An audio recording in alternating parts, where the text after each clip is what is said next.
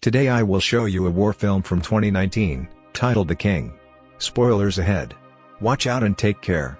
It's the early 15th century and English knight Henry Percy, better known as Hotspur, is leading the rebellious march against the neighboring kingdoms.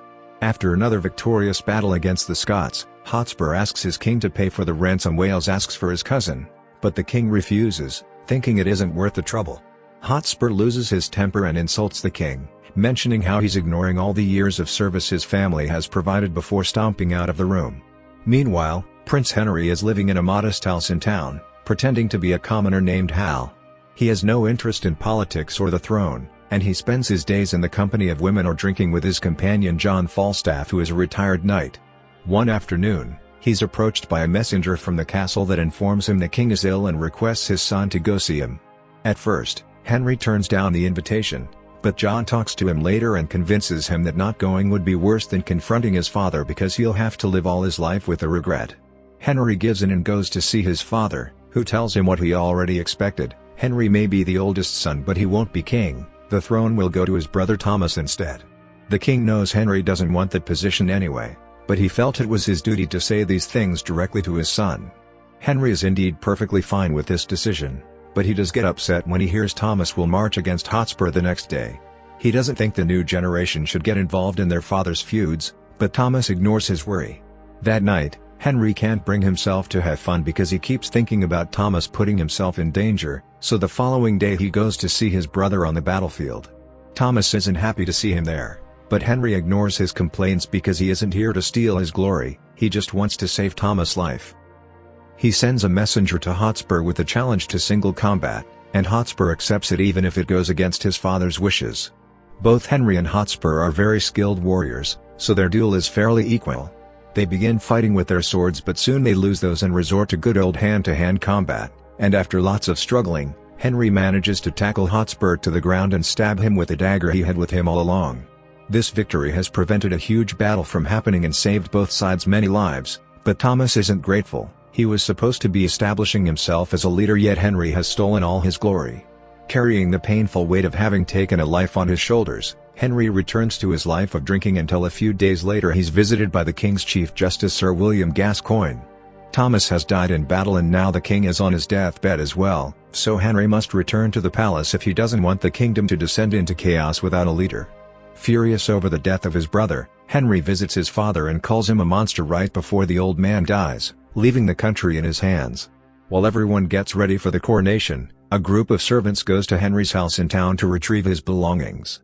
John is kicked out of the house and must hear what happened with his friend through the servant's mouth, not getting to see Henry again before his big day. The coronation ceremony goes without a hitch, and later during dinner, Henry opens the presents sent by other kings. There's a gold chalice that he gives his sister the Queen of Denmark Philippa, and a clockwork bird that he gives to his cousin the Earl of Cambridge.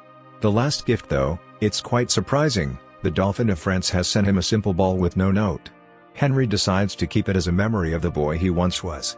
However, the following day, Gascoigne points out the ball was sent as an insult and they should respond in kind.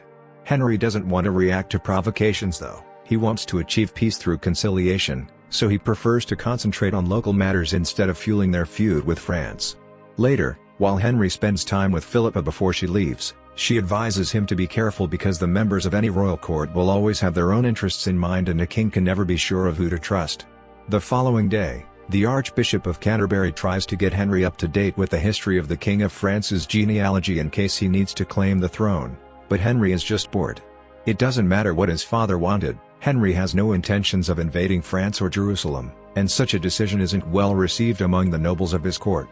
After the meeting is over, Gascoigne commends Henry for caring about his people, but he also points out that not doing anything against France's taunting makes him look like a coward. Meanwhile, John is starting to discover how hard life is without the prince's company. People don't receive him as well in taverns, and he's expected to pay for his own stuff.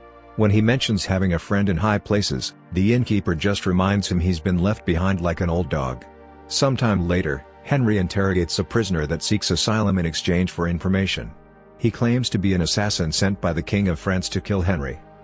And such information is seen by the court nobles as a direct act of war. However, Henry still doesn't give in and sends the King of France a letter saying that sending an assassin is a cowardly act, so if he wants war, he should send his army and fight properly. Henry's decision becomes a subject of concern among nobles. The Earl of Cambridge and Lord Grey are approached by French agents that want them to change sides, so the two of them go to talk to Gascoigne to ask for his advice because they're losing faith in their king and the French offer is much more appealing. After promising to do something about it, Gascoigne talks to Henry again, pointing out how letting these issues simmer always ends up badly, and this is Henry's opportunity to unite the land for good. Seeing as he doesn't have much of a choice, Henry accepts to start a war with France, taking the actions of those agents towards his nobles as the third and final strike. He also orders the Earl of Cambridge and Lord Grey to lose their heads, disappointed that someone he called a friend turned out to be in cahoots with the enemy. Needing someone he can trust and depend on, Henry goes to town in search of John, who is upset because he's been ignored all this time. Henry apologizes for not contacting him sooner, but he's obviously been busy, and now he needs his best friend again.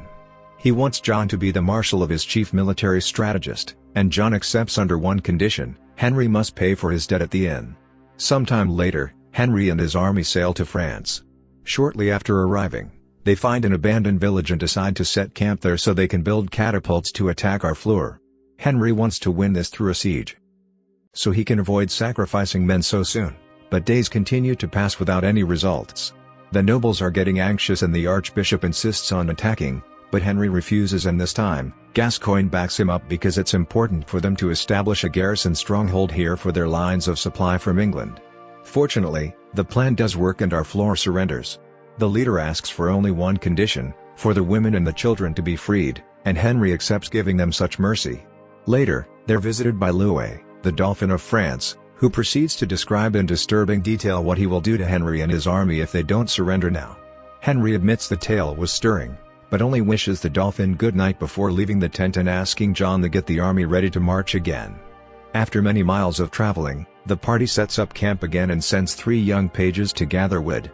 Luce finds them and kills 2 of them before sending the third one back with a head in his hands as a message.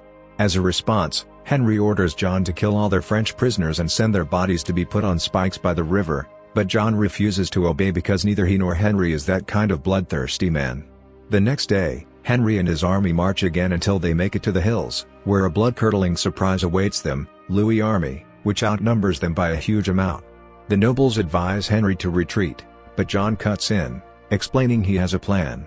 The ground between armies is a flood bowl, and since John's sure it will rain tonight because his knee is aching, that ground will become a muddy bog. The French army is made of mounted men, which equals heavy armor and horses that will get stuck in the bog.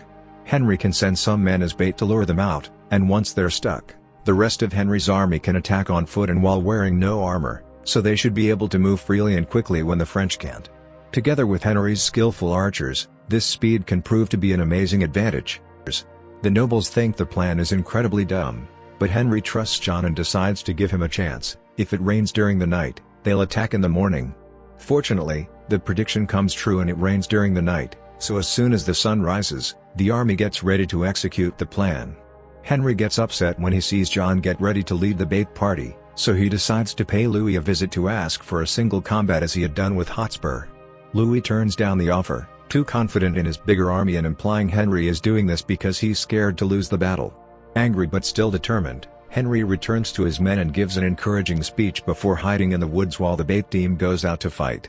Louis falls for the trap and sends half of his army out too, but they immediately get showered with arrows from Henry's archers and fall into the mud bog just as John had predicted. John's group does enough damage to slow down the French, and when Louis sends the rest of his men, Henry and his armor-less army join the battle on foot as planned. All of John's predictions continue to come true and Henry's men easily gain an advantage as the French struggle to fight in the bog. When Louis finally understands he's losing the battle, he comes to Henry seeking a duel, but Henry refuses to fight a prince that keeps slipping on the mud. Since Louis is making such an embarrassment of himself, Henry allows his soldiers to kill him instead. The entire army now truly respects Henry after such a glorious victory, but he doesn't have time to celebrate because he's found John's body. Upset and grieving, he orders his men to kill all the prisoners before they regroup. A few days later, the King of France comes to see Henry to offer his surrender under one condition: Henry must marry his daughter, Princess Catherine of Valois. Uniting both royal families would help avoid any future feuds, so Henry accepts.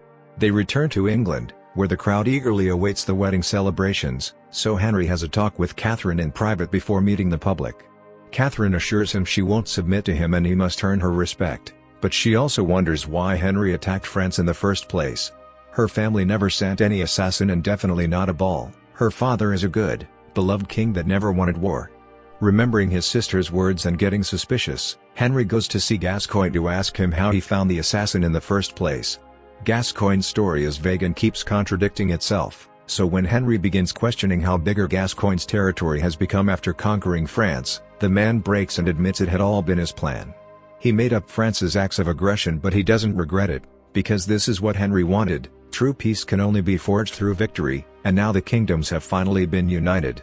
Gascoigne gets on his knee to appeal to his king's greatness, but Henry just uses his dagger to kill him in one swift movement. Afterward, Henry reunites with Catherine and makes her promise she'll always be honest with him. Catherine gives him her word as they hear the crowd outside chanting Henry's name.